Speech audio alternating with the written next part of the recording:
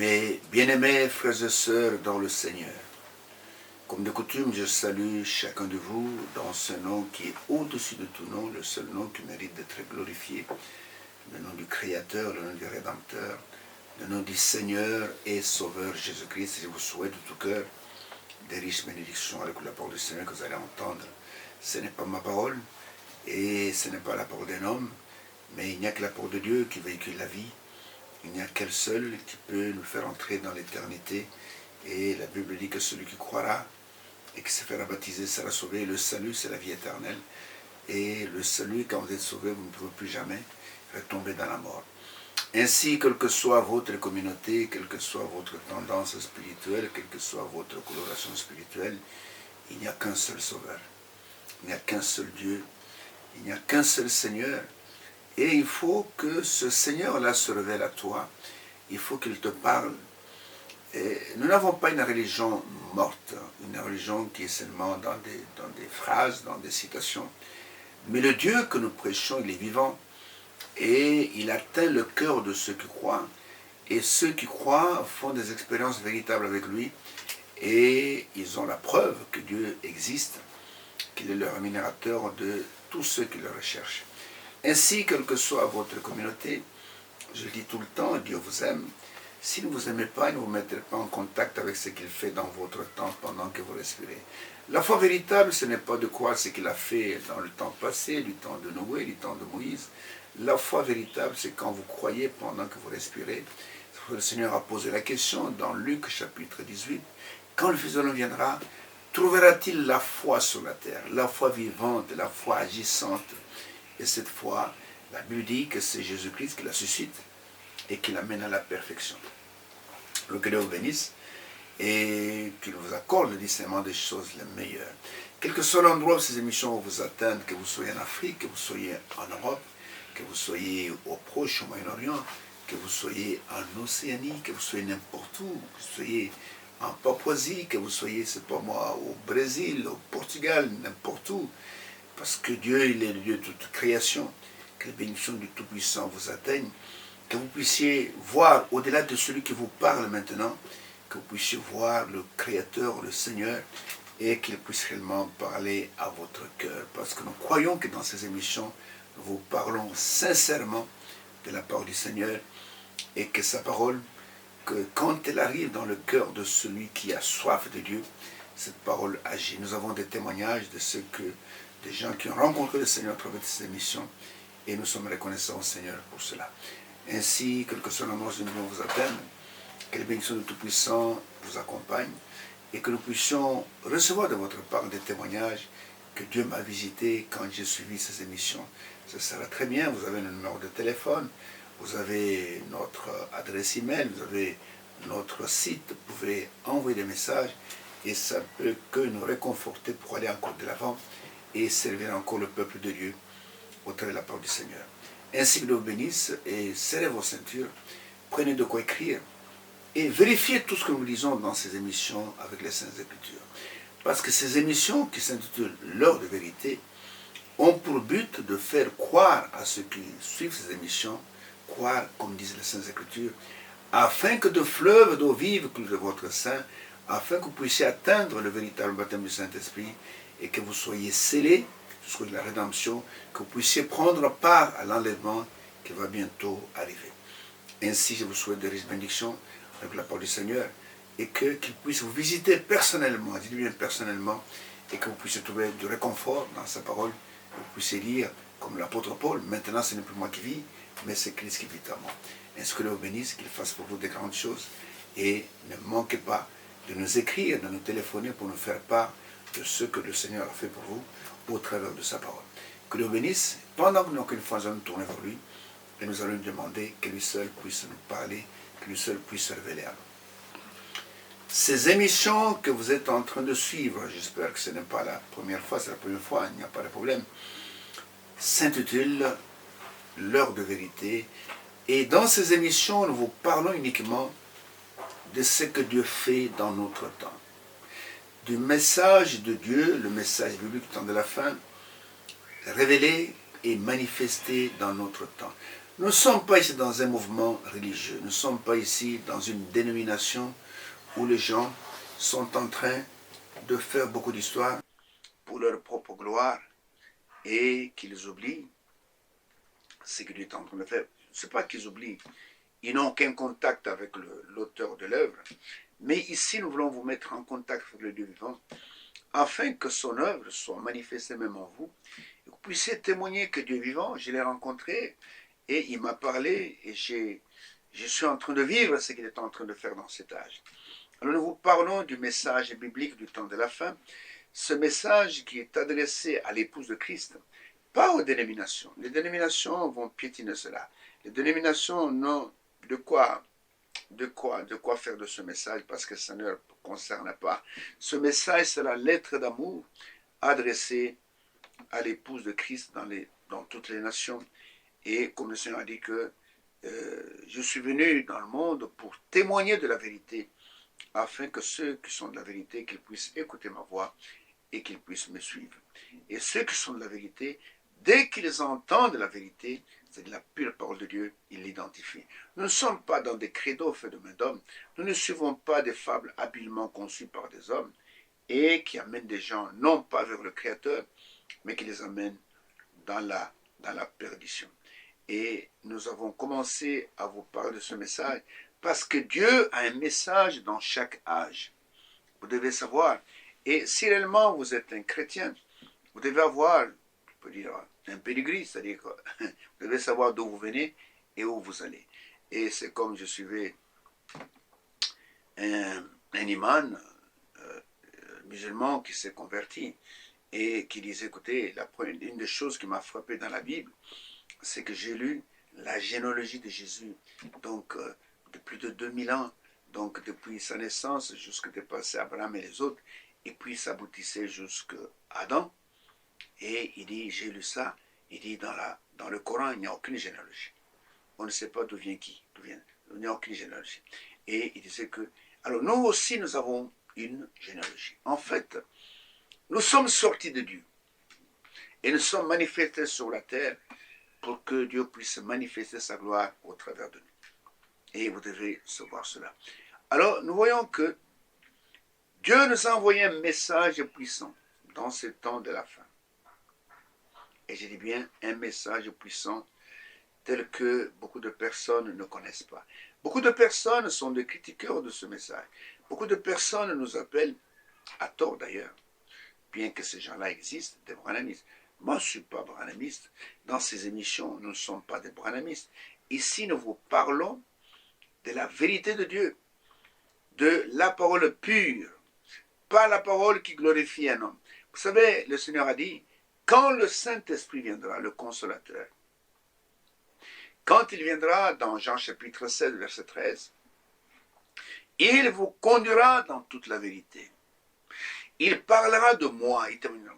Le Saint-Esprit, dans le véritable croyant, glorifie une seule personne, c'est le Seigneur Jésus-Christ. C'est pourquoi nous sommes des chrétiens tout court. Nous ne sommes pas des chrétiens plus quelque chose. Non, nous sommes des chrétiens tout court. Les dénominations ont créé leur groupement et ils ont fait leurs adeptes qu'ils appellent chrétiens plus quelque chose. Nous ne sommes pas chrétiens plus quelque chose.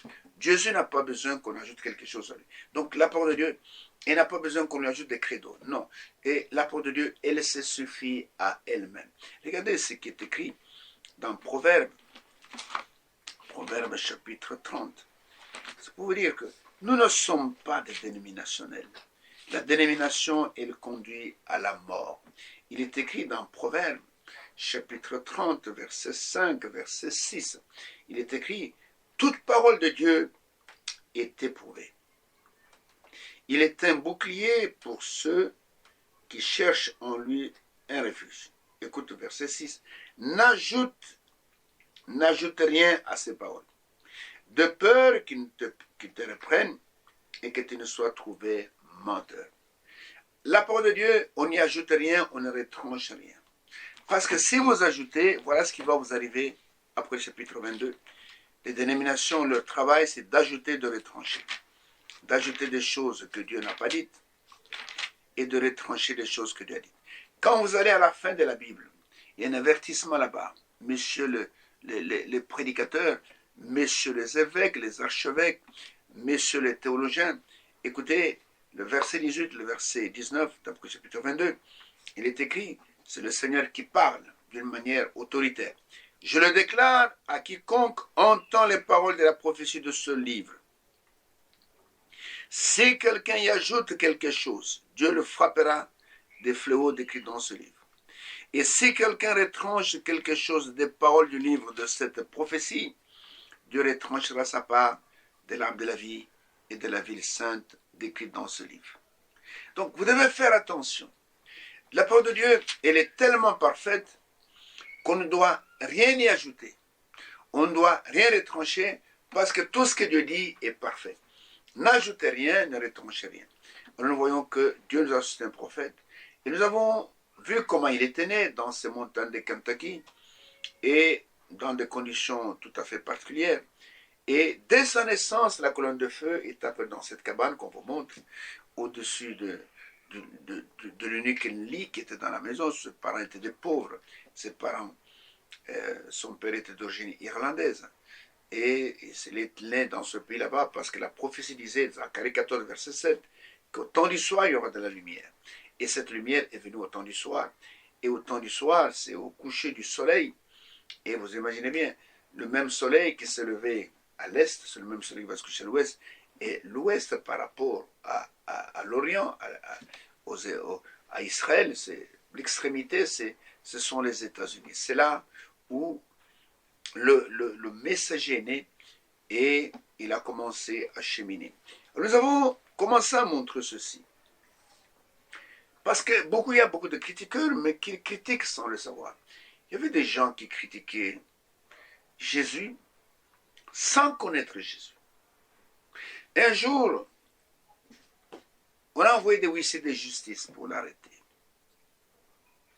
On dit, allez, il tient une réunion quelque part. Allez nous arrêter cet homme. Amenez-le ici, mains et pieds liés. Ces hommes, on leur a dit que Jésus c'est un imposteur. Ils sont allés, ils ont trouvé la réunion. Ils ont trouvé Jésus en train de prêcher. Ils ont dit, bon, on attend qu'il termine sa prédication. Et dès qu'il aura terminé, on va l'arrêter. Mais quand ils se sont assis et qu'ils ont écouté la parole sortir de sa bouche, ils se sont regardés. Ils ont dit, comment on peut arrêter un tel homme? Il ne mérite pas d'être arrêté. Jamais on a entendu une prédication comme celle-ci. Ils sont rentrés. Et quand ils sont rentrés, ceux qui les avaient envoyés ont dit, où est l'homme qu'on vous a demandé de l'arrêter? Et ces hommes ont dit, nous, vous aussi, vous êtes nos prédicateurs, nous vous écoutons chaque jour. Mais nous avons écouté cet homme, jamais homme n'a prêché comme cet homme. Jamais homme n'a prêché comme lui. C'est comme l'aveugle né. Jean chapitre 9. On voulait le convaincre que Jésus était un pécheur. Il dit, mais comment un pécheur peut les yeux aveugles nés? Il y a des calomniateurs dans le monde entier qui calomnient les vrais serviteurs de Dieu. Vous comprenez? Et comme les vrais serviteurs de Dieu. Mais maintenant, quand les gens à qui on a raconté ces calomnies rencontrent ces serviteurs, ils disent, c'est pas possible. Voici l'homme qu'on me disait qu'il prêche des faussetés. Mais quand je l'écoute, mais c'est la pure parole qui sort de sa bouche. Et ce sont des choses que nous vivons régulièrement au milieu des enfants de Dieu.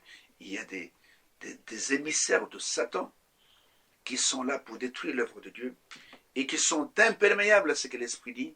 Et leur travail, c'est de calomnier. Mais nous voyons que malgré les calomnies, ce message s'est fait son chemin et ce message est arrivé jusque dans le monde entier. Et nous voyons qu'au début de son ministère de ce jeune homme, Dieu a commencé à prouver son ministère pour que les gens sachent que c'est lui qui l'a envoyé. Et il a commencé à lui donner des visions tellement précises qu'aucun homme ne pouvait faire ces choses-là. Et nous avons montré dans l'émission qui a précédé celle-ci et la guérison de la fille de Madame Harold Nell et comment Frère Branham a mené une délégation pour que cette délégation puisse voir comment la vision allait s'accomplir. Il y avait Madame Brez, cette femme qui s'était venue 3 fois. Chaque fois qu'elle voyait que ce qui était annoncé s'accomplissait. Ils sont arrivés quelque part où le Seigneur veut montrer à Frère Branham qu'il y a une épicerie. Dans cette épicerie, il y a un homme qui va sortir. Il sera habillé d'une salopette bleue. Il aura une casquette jaune sur sa tête. Et c'est lui qui va te dire là où tu vas trouver l'adresse de Madame Arolnel. Et quand il est arrivé là-bas, il a dit aux gens qui étaient dans la voiture avec lui, quand on est là pour voir, il dit, vous allez voir, je vais aller vers l'épicerie. Avant que je n'arrive à la porte, un homme va sortir. Et cet homme sera habillé comme ça, comme ça, comme ça. Et je vais le saluer. Et c'est lui qui va nous dire où nous devons aller. Et tout le monde dans la voiture regardait. Et quand il est sorti, directement, le monsieur sort habillé comme dans la vision.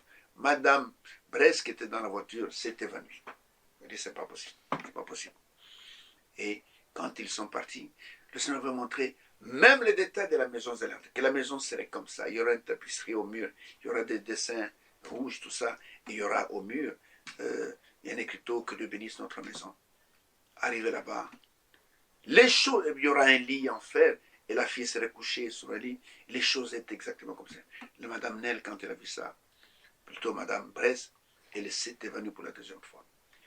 Et quand elle s'est réveillée, il a vu la fille qui était là, qui ne marchait pas, qui était frappée de la polio. Et quand il a vu la fille, comme dans la vision, se lever, aller dans les toilettes, revenir avec un peigne, elle avait une main qui était paralysée, mais elle avait la brosse qu'elle tenait avec la main qui était paralysée. Madame Bresse est devenue pour la troisième fois. Parce que notre Dieu, c'est un Dieu surnaturel. Et j'ai posé la question, vous les critiqueurs, vous les moqueurs, montrez-moi dans votre communauté, même chez vos fondateurs, quelqu'un à qui Dieu a béni de cette manière, en accordant de tels signes. Il n'y en a pas. Il n'y en a pas. Vous faites seulement du bruit pour rien. Alors, j'ai voulu ajouter un autre miracle. Et c'est le miracle de cette fille, Georgie Carter. Oh là là, chaque fois que je parle de Georgie Carter, oh, j'ai ça une émotion qui vient à moi. Georgie Carter, le miracle de cette fille, et c'est-à-dire que cette fille, elle était coincée là, paralysée pendant 9 ans et 3 mois, je crois, quelque chose comme ça. Il n'y avait, abandonnée par les médecins, il n'y avait aucun espoir de guérison.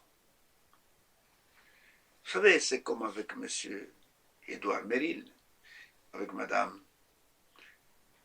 Parel Mary Onian,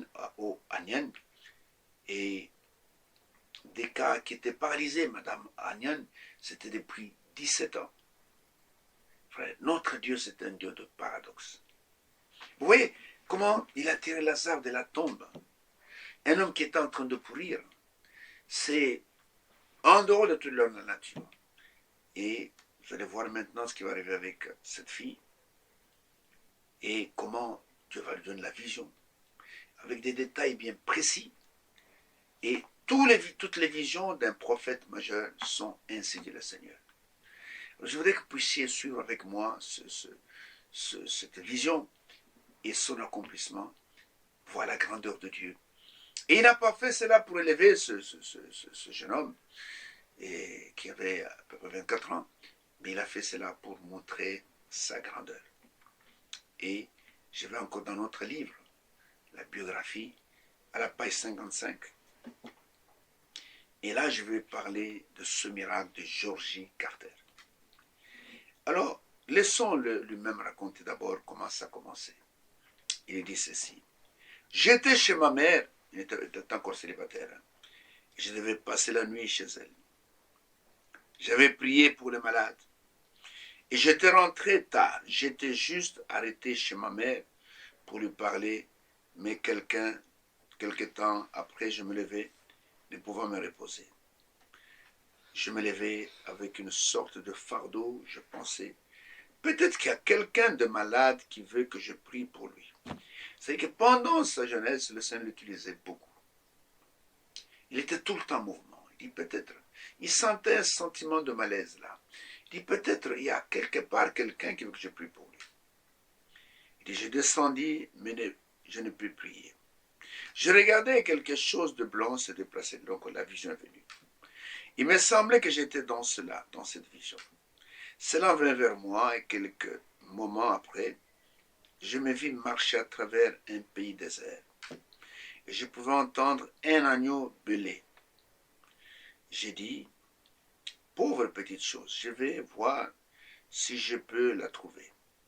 Je me dirigeais vers le bois et comme je m'approchais de cela, ce n'était pas un agneau, mais c'était un humain.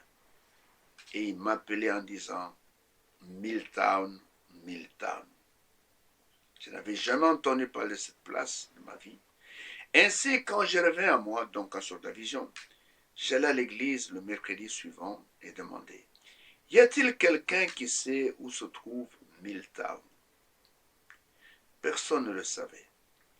Ainsi, le dimanche soir suivant, je l'annonçais, y a-t-il quelqu'un qui sait où est Milltown?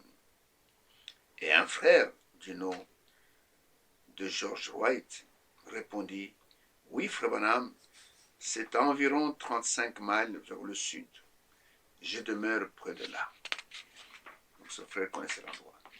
Je répondis, je serai là samedi prochain, Dieu veut que j'aille là.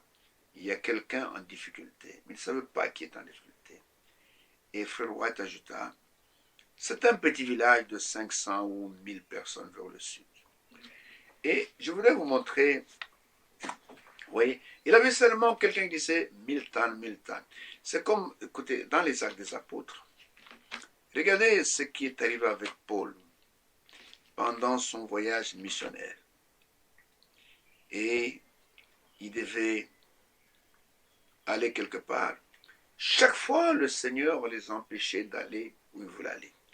Prenez avec moi Actes chapitre 16. Regardez ce qui s'est passé. Je vais vous montrer que tout ça sont des signes bibliques. Et Actes chapitre 16, commençons par le verset 6. Et il est dit ceci jusqu'au verset 10. Ayant été empêchés par le Saint-Esprit, vous entendez ça, d'annoncer la parole dans l'Asie, ils traversèrent la Phrygie et le pays de Galatie. Arrivés près de la Mysie, ils se disposaient à entrer en Bithynie. Mais l'Esprit de Jésus ne leur permit pas donc d'y aller. Je voudrais vous montrer ici une véritable conduite du Saint-Esprit. Et nous voulons que les serviteurs de Dieu soient animés du même esprit. Ils voulaient partir annoncer la parole dans l'Asie. Il dit que l'Esprit du Seigneur nous en a empêchés. Et il voulait aller aussi entrer en Bithynie, mais l'Esprit de Jésus, c'est le même esprit. L'Esprit du Seigneur et le Saint-Esprit et l'Esprit de Jésus, c'est le même esprit. Ne leur permet pas. Maintenant, le verset 8. Ils franchirent alors la Mysie, c'est-à-dire qu'ils cherchent à savoir ce qu'il veut, où le Seigneur va les conduire, et descendirent à Troas. Pendant la nuit, Paul eut une vision. Un Macédonien lui apparut et lui fit cette prière, passe en Macédoine et secours. Après cette vision de Paul, nous cherchâmes aussi à nous rendre en Macédoine, concluant que le Seigneur nous appelait à y annoncer la bonne nouvelle. Alors, frère Branham, c'est la même chose. Dans cette vision, il voit quelqu'un qui dit Milltown, Milltown, Milltown. Il ne connaissait pas la ville. Il pose la question à sa congrégation. Le mercredi soir, personne ne savait. Mais le dimanche, comme il y a un peu plus de monde, il y a un frère qui s'appelait George White. Il dit, Paul Branham, je connais. C'est une petite ville, un petit village qui est juste à côté de chez moi. Et il y a à peu près 500 à 1000 personnes. Et c'est juste au sud. Alors, on lui dit, écoutez, frère Georges, et je serai là le samedi, et le Seigneur m'envoie là-bas. Il doit y avoir quelqu'un dans ce village qui est en difficulté. Je connais la lecture. Nous y allâmes, et je me souviens qu'il y avait une épicerie sur le coin. Je pensais, je me demande ce que le Seigneur veut de moi. J'entrai et achetai une boîte et ressortis. Je pensais, je m'en vais prêcher ici sur le coin, donc en pleine rue. Ainsi, je montais sur la boîte, donc là, c'était comme une caisse, quoi. Mais aucune inspiration me vint pour prêcher. Vous savez que tous les gens de la campagne viennent magasiner le samedi. Donc les gens étaient occupés à faire leurs achats. Frère White me dit, je vais aller faire une petite marche en haut sur la colline. Je dois aller porter des œufs à cet homme là-bas. Voulez-vous venir avec moi? Quand j'y allais, il y avait une grosse église blanche sur la colline. J'ai dit, hé, regarde, n'est-ce pas une belle église? Il est répondu, oui, c'est une honte à propos de cette église, c'est pitoyable. C'est une église baptiste dont le pasteur eut certains problèmes et l'église rétrograda et n'eut jamais de pasteur depuis lors. La ville, donc la municipalité l'a reprise et toute la congrégation l'a laissée et est allée dans d'autres églises. Je sentis l'Esprit de Dieu me dire, arrête. J'y allais et les portes étaient fermées. J'ai dit au frère White, continuez, vous me prendrez un peu plus tard, donc vous allez me retrouver ici.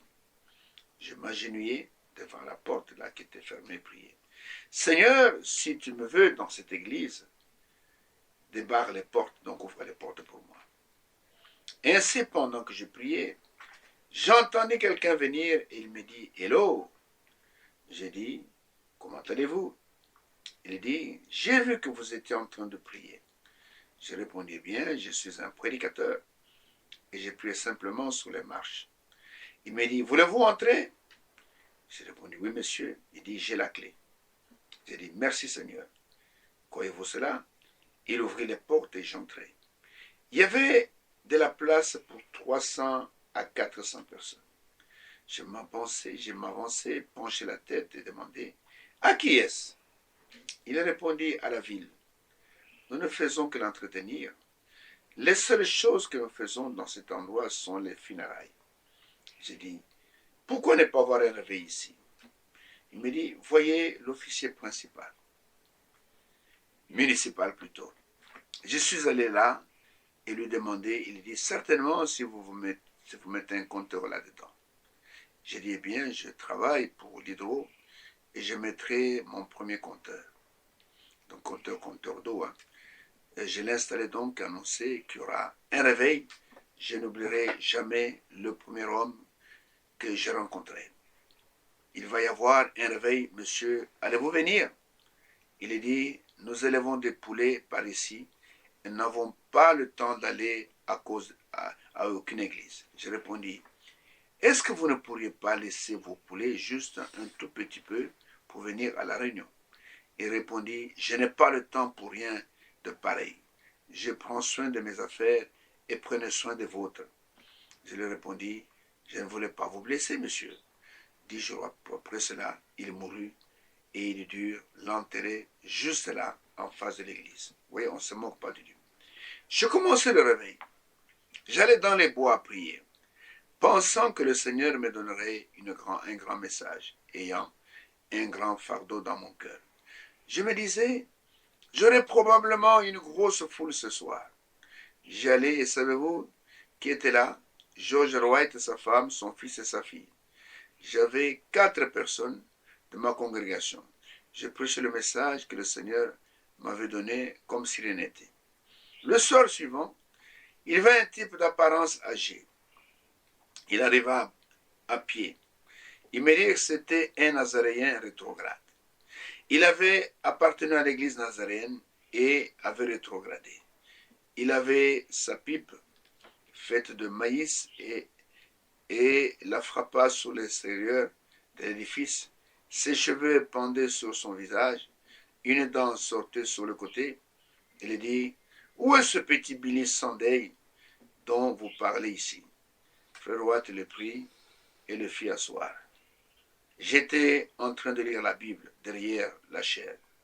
Frère White vint me dire, le pire renégat du pays vient d'arriver. Son nom est William Hall. Il possède une carrière sur la colline. J'ai répondu, c'est peut-être celui que le Seigneur veut. Parce que depuis qu'il était là, il ne savait pas pourquoi je ne va venir là-bas. J'ai commencé à prêcher, frère Roy se retourna lui dire d'avancer et que lui s'occuperait des choses en arrière. Le service n'était pas terminé que M. Hall était à genoux priant Dieu et il est mon pasteur là-bas maintenant. Le soir suivant, quelques miracles eurent lieu. C'est alors que la foule commença à venir. Vous voyez, les miracles, c'était un pas. Ainsi, il y avait là-bas une jeune femme qui appartenait à une certaine église. Je ne la mentionne pas, mais il ne croit pas dans l'Esprit Saint, seulement la lettre. Nous ne parlons, elle le dit, nous ne parlons quand la parole parle et nous sommes silencieux quand elle est silencieuse. Il fit annoncer que si quelqu'un allait à cette réunion, donc la réunion de Frère Branham, l'église lui signerait une lettre de départ, donc excommunication. Son père était diacre de l'église. Ainsi, cette jeune femme mit la main sur une de mes brochures. Son nom est Mademoiselle Georgie Carter. Il a actuellement environ 25 ans. Elle fut couchée 9 années, 8 mois, et ne s'est jamais levée la tête du lit, tuberculose. On ne pouvait même pas mettre une bassine sous elle, on mettait une toile de caoutchouc et on glissait un piquet. Elle n'a jamais vu le monde du dehors, pas même les fenêtres pendant 9 ans et 8 mois. Quelqu'un veut me dire, même si elle vous demande, vous ne pouvez pas aller prier pour elle. Sa mère et son père ne vous laisseront pas venir. Ils disent non, nous ne laisserons pas ce séducteur venir. Donc, il a entendu parler de cette fille qui était Georgie Carter. Et Frère Branham avait comme un petit tract là, sur lequel est écrit Jésus-Christ est le même hier, aujourd'hui, pour toujours. Et là, Georgie Carter a eu en main ce petit tract. Elle était paralysée, couchée dans le lit, frappée de tuberculose, était dans un état pitoyable depuis 9 ans et 8 mois. Elle ne sortait pas de la maison, elle ne voyait pas l'extérieur. Et ses parents étaient membres d'une communauté qui ne croyaient pas au don de l'esprit, qui ne croyaient pas à la guérison divine. C'est comme il y a des églises aujourd'hui qui ne croient pas que Jésus guérit aujourd'hui, qui ne croient pas qu'il y a le parler en langue, qui ne croient pas qu'il y a des prophéties, ils ne croient rien de tout ça. Et ils étaient dans cet état-là.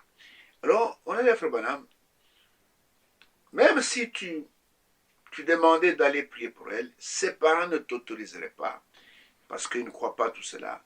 Ils ne veulent pas laisser leur fille être manipulée par comment on appelle ce séducteur. Alors, lorsque j'ai fini le réveil,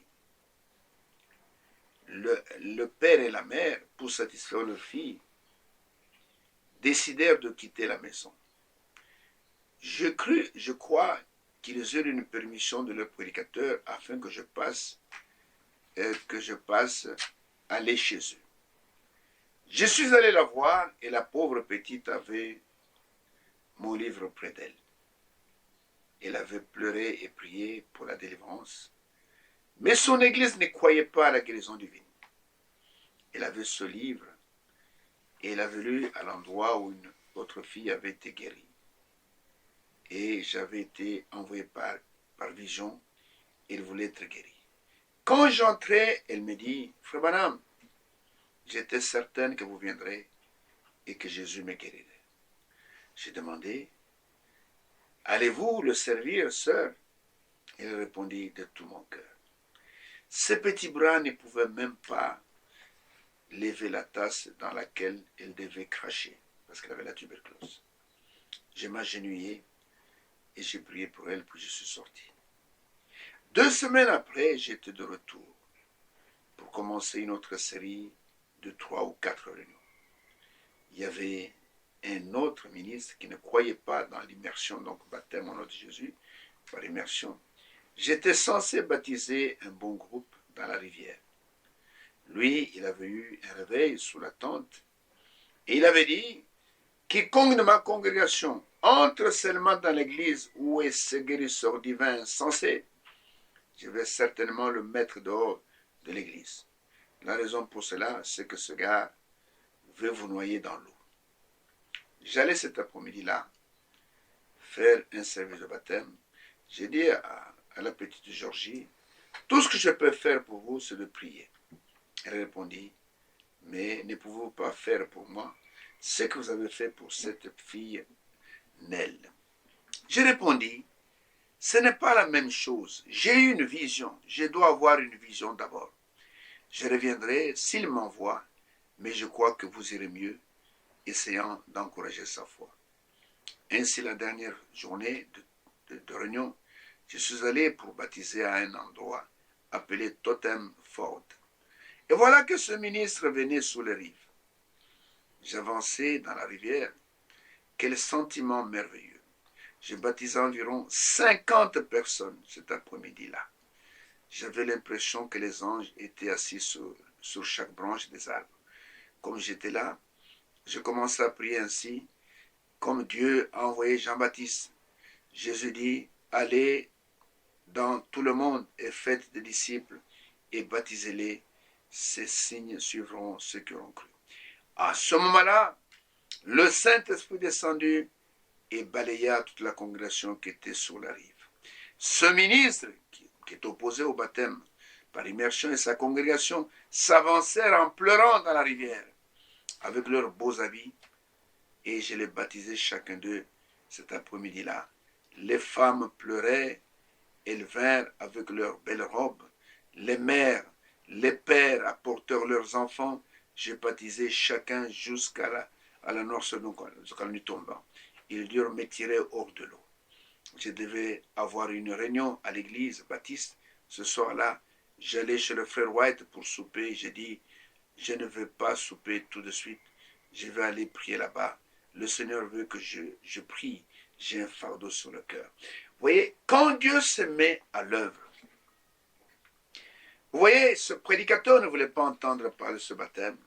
Quand Dieu se met à l'œuvre, frère, oh, même le cœur le plus dur seront amenés au Seigneur. Et nous voyons ici que ce prédicateur qui ne voulait pas entendre ce baptême, le Saint-Esprit descendu, lui et toute sa congrégation sont entrés dans...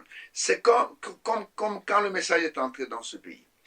Je connais des frères qui étaient des opposants du message, qui critiquaient le message, qui, je ne peux pas dire qui blasphémaient, mais qui critiquaient, qui parlaient du mal de ce message.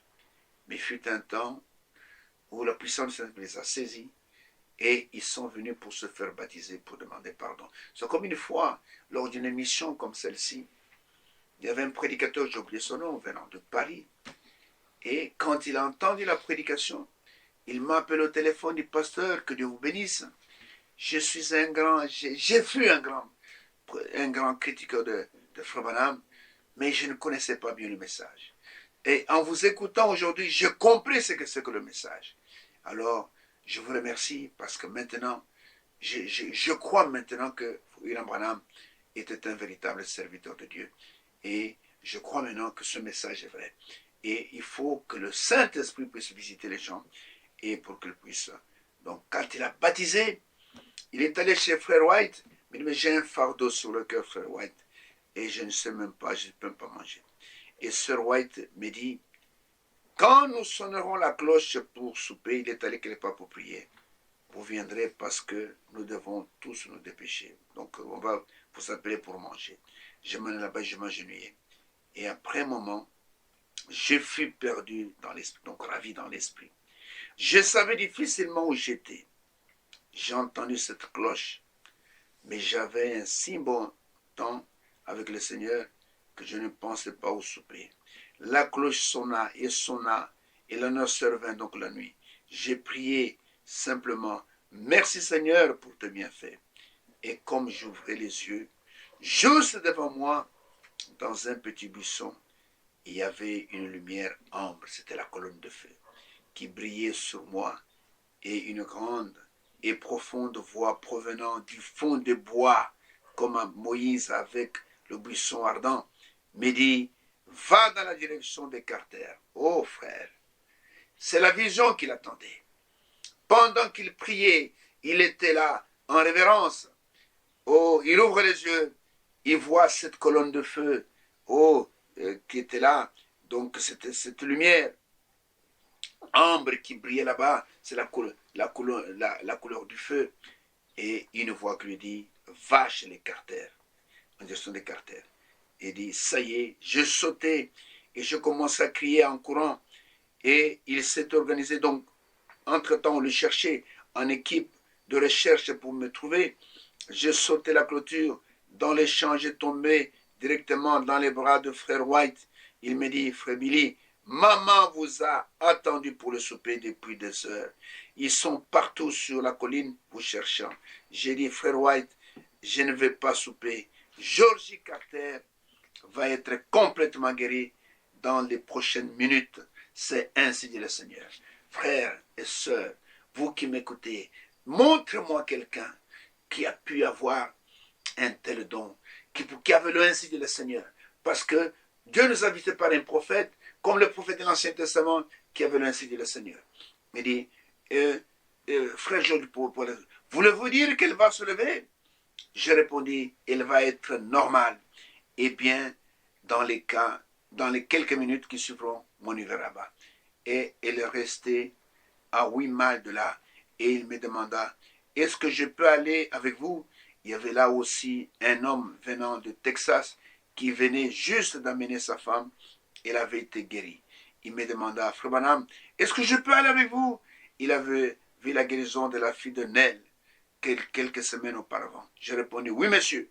Nous sautâmes dans une auto et partîmes. Écoutez maintenant, Madame Carter, donc la maman de Georgie Carter, est une femme très critiqueuse. Mais parce que sa fille pleurait, elle avait promis au Seigneur de se faire baptiser si sa fille était guérie cet après-midi-là. Ainsi sa mère alla dans la cuisine et s'agenouilla et pria sincèrement. Regardez, écoutez bien. Oh Dieu, aie pitié de ma fille qui est là, à quelques jours de la mort. Et cet imposteur qui vient prétendant être quelqu'un, et il a tout bouleversé ma fille. Donc parce que sa fille disait que maman, Jésus va me guérir. Et elle ne croyait pas à la guérison divine. Il disait que cet imposteur, son frère Branham, est venu pour bouleverser. Donc il a troublé ma fille. Les larmes aux yeux. Elle leva la tête. Le soleil se couchait à l'ouest. Et il éclaire le mur. Il dit, c'est un témoignage, ses propres mots. Elle dit qu'elle vit une ombre venir vers elle. Donc elle aussi elle attrape une vision. Elle pensa que c'était sa fille qui entrait du dehors. Mais quand ce fut tout près d'elle, elle dit que c'était le Seigneur Jésus-Christ. Elle dit, qu'est-ce que c'est là? Pendant qu'il la regardait, elle me vit approcher de la maison, la Bible contre le cœur. Elle dit, oh pitié, je me suis endormi, je dors, et n'avait jamais eu de vision. Elle courut le dire à sa fille, Georgie. Georgie, j'étais là il y a quelques instants priant, et il m'a semblé voir sur le mur une forme qui ressemblait à Jésus. Et j'ai vu frère Branham, la Bible sur le cœur, qui venait avec 2 hommes à sa suite. Vous voyez, Dieu l'a permis, l'a préparé à voir comment le serviteur doit arriver avec 2 hommes à sa suite. Et juste à ce moment-là, voilà que j'arrivais avec les 2 hommes, les portes étaient fermées. Je montais sur la galerie, donc l'escalier, et je me sentis comme sorti de mon corps. J'ai vu mon corps ouvrir la porte, donc il se voit maintenant entrer. Et voilà que la petite fille était couchée. Sa mère s'agenouilla simplement sur le plancher et elle s'évanouit. Comme Madame Bresse. Quand elle a vu que ce qu'elle venait de voir, elle a vu Frère Branham en train de venir avec 2 hommes, et pendant qu'elle parlait à sa fille, elle voit effectivement que Frère Branham est entré avec 2 hommes, la maman s'est évanouie. J'ai m'approché du lit où elle était et j'ai dit, Sœur Georgie, le Seigneur Jésus que tu aimes et à qui tu as fait confiance durant tout ce temps, m'a rencontré dans les bois et m'a dit que je devais venir et que tu serais guéri. Ainsi, conformément à l'ordre que j'ai reçu dans les bois, il y a quelques instants, dans le nom du Seigneur Jésus-Christ, lève-toi sur tes pieds et sois guéri. Oh frère, le jour de la Bible était de nouveau manifesté devant nous. Au nom de Jésus-Christ, lève-toi. Ça, il n'y avait que Jésus qui l'a fait. Quand il était sur la terre, il pouvait voir un paralytique lui parler. Et il y a eu Pierre à la porte du temple qui a dit à cet homme, au nom de Jésus-Christ, lève-toi et marche. Et Paul, quand il était à Philippe, il a parlé à cet homme-là qui était impotent des pieds, qui ne marchait pas. Je vois que tu as la foi, lève-toi, c'est dans Philippiens, à Philippe plutôt, Philippe, au chapitre 14 de l'Acte des Apôtres, et l'homme a marché. Et voilà que dans notre génération, un homme s'adresse à une fille malade, paralysée pendant 9 ans et 8 mois, qui ne marchait pas, qui faisait tous ses besoins sur place. Il dit que le Seigneur Jésus m'a visité, il m'a envoyé pour prier pour toi. Au nom de Jésus-Christ, lève-toi sur tes pieds et sois guéri. Même pas d'imposition de main. Cette pauvre fille qui ne pesait plus que 36 ou 37 livres, n'ayant plus que les os, elle n'aurait même pas pu se tenir si elle avait dû se lever. C'était non seulement debout, mais il sauta en criant de toutes ses forces. Parfaitement normal et bien. Les gens commencèrent à crier. Sa sœur vint en courant. Ne sachant quoi faire, elle commença à crier et s'enfuit sur le chemin en se tenant le cheveu en criant « Quelque chose est arrivé, quelque chose est arrivé ». Son père revenait de la ferme, le père qui était aussi incrédule, qui ne croyait pas à la question divine, de la ferme avec un peu de lait et entendit le piano jouer. Il courut voir ce que c'était. C'était sa fille qui n'avait pas bougé du lit depuis 9 ans et 8 mois, assise au piano, jouant « Jésus, garde-moi près de la croix ». Et il y a une précieuse fontaine nous libérant tous, un ruisseau de guérison coulant de la montagne du Calvaire. Parfaitement normal et bien. Voilà qu'arrive le pasteur Baptiste et tous les autres. Elle allait courant dans la cour en bénissant Dieu pour les feuilles et l'herbe. Elle était si contente, frères et sœurs. Cela fait environ 6 ans de cela, de ce soir. Georgie Carter est pianiste à l'église baptiste de Milltown, où je suis toujours le pasteur.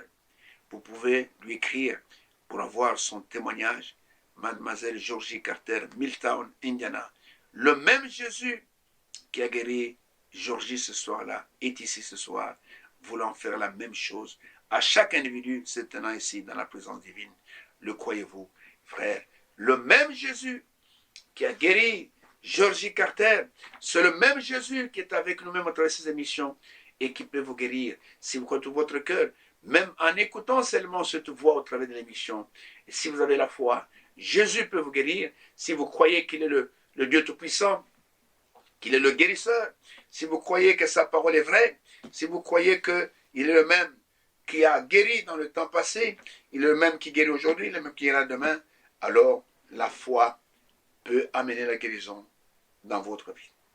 Et nous voyons que Georgie Carter, les parents ne croyaient pas à la guérison divine. Il y a beaucoup de gens aujourd'hui qui ne croient même pas que Jésus guérit aujourd'hui. Mais nous expérimentons des guérisons. Nous prions pour les malades. Et nous entendons des témoignages. Quand on a prié pour moi, le Seigneur m'a guéri. J'ai beaucoup de témoignages. Des gens même avec des maladies compliquées, où le médecin ne voyait rien. Et on fait des examens, on ne trouve pas la maladie. Mais le Seigneur, dans sa miséricorde, il a guéri des gens d'une manière extraordinaire. Ce n'est pas seulement le Dieu de Branham, mais le Seigneur a manifesté cela dans ce jeune homme pour montrer que le même Dieu qui s'est manifesté en Israël, c'est le même Dieu qui nous a envoyé un serviteur, donc un prophète, ici au temps de la fin, parmi les nations, pour nous montrer que le même Jésus qui a opéré des miracles du temps où il était sur la terre, c'est le même Jésus qui agit fidèlement aujourd'hui au travers des nations, selon Hébreux chapitre 13, verset 8. Ce passage que Frère Branham répétait tout le temps dans son ministère, il n'y a que les incrédules qui ne croient pas cela. Si Jésus pouvait changer, alors il ne serait pas Dieu. Et Hébreux 13, verset 8, il dit ceci, Jésus-Christ est le même, il ne change pas, aujourd'hui, éternellement. Et il est le même, il ne change pas. quand on dit éternellement, parce qu'il est éternel, il est le seul qui soit éternel. Il n'y a pas deux éternels, il n'y a pas trois éternels. Et dans l'Ancien Testament, quand vous prenez Malachie chapitre 3, Malachie au chapitre 3, et que vous prenez seulement un seul verset, le verset 6, là c'est l'Éternel qui parle. Dans l'Ancien Testament, c'était l'Éternel. Dans le Nouveau Testament, c'est Jésus. Il dit, car je suis l'Éternel, je ne change pas. Notre Dieu ne change pas. Si ton Dieu à toi, il agit seulement du temps des pieds des apôtres, qu'aujourd'hui il n'agit pas, alors c'est qu'il n'est pas Dieu. Notre Dieu, quand nous le rencontrons sur la base de notre foi, si nous croyons la même chose que ce que les autres avaient cru, il est obligé d'agir de la même manière. Ainsi, nous voyons que le Seigneur a fait toutes ces choses. Vous voyez un peu, il lui a donné une vision. Dans cette vision, il avait seulement quelqu'un criait 1000 ans, 1000 ans. Mais il ne savait pas qu'est-ce qui allait se passer en 1000 ans. Il est venu s'y installer. Il a commencé un réveil. Vous savez, on a ouvert cette porte de cette église. Personne ne venait écouter. C'est quand il y a eu quelques miracles, les gens sont venus. Il a commencé à baptiser les gens. Jusque-là, il ne savait pas pourquoi il était à 1000 ans. Les vrais serviteurs de Dieu s'attendent toujours au Seigneur. La Bible dit que ceux qui s'attendent au Seigneur révèlent leur force, s'attendent au Seigneur. Ils ne font pas leur propre volonté. Oh, je vais aller faire des miracles là-bas. Non, nous faisons des choses telles que Dieu nous le commande. Et nous voyons qu'il était là 1000 ans, ne sachant pas pourquoi le Seigneur. Et jusqu'à ce qu'il va apprendre l'histoire de cette jeune fille qui était là, frappée de tuberculose, tout le temps en train de cracher dans un bol. Et elle ne marchait plus. Elle était là depuis 9 ans et 8 mois. Et les gens lui disent, ne va pas chez cette fille-là parce que ses parents ne vous permettront même pas d'entrer parce qu'ils ne croient pas à la guérison divine. Ne vous permettront même pas. Et parce qu'ils ne croient pas que, alors c'est imposteur. Et voilà comment Dieu va faire des choses. Et cette fille elle avait appris l'histoire de la fille de Madame Nell. Elle dit à Frère Branham, j'ai prié pour moi comme vous avez fait pour la fille de Madame Nell.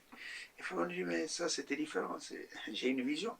Le Seigneur m'a montré, mais je vais seulement prier pour toi. Le Seigneur va te guérir un jour. Et ce jour-là, quand il a fait cette campagne, et qu'il a baptisé plus de 50 personnes, et que ce prédicateur qui s'oppose au baptême au nom de Jésus est venu avec sa congrégation, c'était pour se moquer, et que le Saint-Esprit est descendu, parce que là où Dieu travaille, et le Saint-Esprit est là, qu'il a saisi tout ce monde-là, et qui sont tombés sur leurs genoux, et qui sont venus tous avec leurs beaux habits pour être baptisés, frères, pour être baptisés. Et vous savez, quand le Seigneur vous appelle, vous n'avez pas d'honneur à défendre, mais votre beau costume là, vous entrez dans l'eau avec ça, avec votre belle robe, je vais être baptisé, je vais être sauvé. Et après, Frère Branham, malgré tout cela, il sentait un fardeau dans son cœur. Et un fardeau dans son cœur, il ne savait pas pourquoi. Il est allé dans les bois, il a dit à Frère Georges, on dit qu'il y a le souper qu'on se prépare, il dit non, je vais un peu dans les bois, je vais prier. Et la sœur Georges lui dit, la Frère Georges, quand ce sera l'heure de souper, on va sonner la cloche. Quand on entendra la cloche, il faut vite rentrer, on va manger. Et juste avant que la cloche ne sonne, il fut ravi en esprit. Et là, il dit, il était tellement bien qu'il ne pouvait pas sortir. Il a entendu la cloche, mais ne pouvait pas interrompre l'adoration. Et quand il a ouvert les yeux, qu'est-ce qu'il voit? Il voit la colonne de feu, juste devant lui. Cette lumière ambre. La colonne de feu, ce n'est pas une lumière blanche. La colonne de feu, vous entendez bien, colonne de feu, c'est une lumière qui est comme le feu. C'est bien la colonne de feu. Et de cette colonne de feu, une voix lui dit, va chez les Carter. Va dans les chez les Carter. Il a compris par là que Dieu était là pour guérir Georges Carter. Il s'est mis à courir et il trouve Frère Georges. On est en train de te chercher depuis c'est pas moi, un long moment. Et il faut que je dis, je vais chez les Carter parce que Georgie va être guéri dans quelques minutes. Dis, est-ce que je peux t'accompagner? Un autre officier peut t'accompagner. Et pendant ce temps, la mère de la fille, en train de prier, Seigneur, épargne ma fille de cet imposteur. Et juste à ce moment-là, il voit aussi une vision. Dans la vision, il voit le Seigneur Jésus. Et juste après, il voit Frère Branham venant avec une Bible sur son cœur, accompagné de 2 hommes. Et il dit, c'est pas possible, il n'a jamais vu de vision. Il va dire à sa fille, je viens de voir Jésus, j'ai vu Frère Branham en train de venir. Et juste quand, avec 2 hommes, juste quand il parle comme ça, et voilà que Frère Branham frappe à la porte, entre. Quand il a vu Frère Branham, avec la Bible sur le cœur, et avec les 2 hommes, elle s'est évanouie. Et quand elle s'est évanouie, Frère Branham dit à Sœur Georgie, c'est Jésus que tu aimes tant. C'est lui qui m'a rencontré dans les bois. C'est lui qui m'a envoyé pour te dire que tu seras guéri. Maintenant, au nom de Jésus-Christ de Nazareth, que tu aimes, pas au nom de Branham, lève-toi sur tes pieds. Elle était devenue maigre. Et la fille a sauté du lit. Elle qui n'était jamais marché depuis 9 ans. Et elle a commencé à crier. Tout le voisinage est venu. Sa sœur est venue. Elle s'est tenue le chemin. Il a couru dans la rue criant, quelque chose est arrivé. Son père qui était au champ est revenu. Il a trouvé sa fille au piano en train de jouer un cantique merveilleux. Notre Dieu, c'est un Dieu de paradoxe. Il n'est pas seulement Dieu de Georgie Carter. Il est aussi ton Dieu. Si tu es dans la même situation, et si tu es frappé, malade, et que tu es cloué dans le lit, il y a un Dieu qui peut te relever. Il y a un Dieu qui guérit jusqu'aujourd'hui, parce qu'il est le même hier, aujourd'hui, pour toujours. Et son nom, c'est le Seigneur Jésus-Christ. Il n'y a pas de trinité de personnes en Dieu, il n'y a qu'un seul Dieu. Et il nous a donné un seul nom pour lequel nous avons tout ce que nous avons besoin. Ce nom, c'est le nom du Seigneur Jésus-Christ. Que Dieu bénisse, et c'est la volonté du Seigneur. Je vous donne rendez-vous à l'émission prochaine.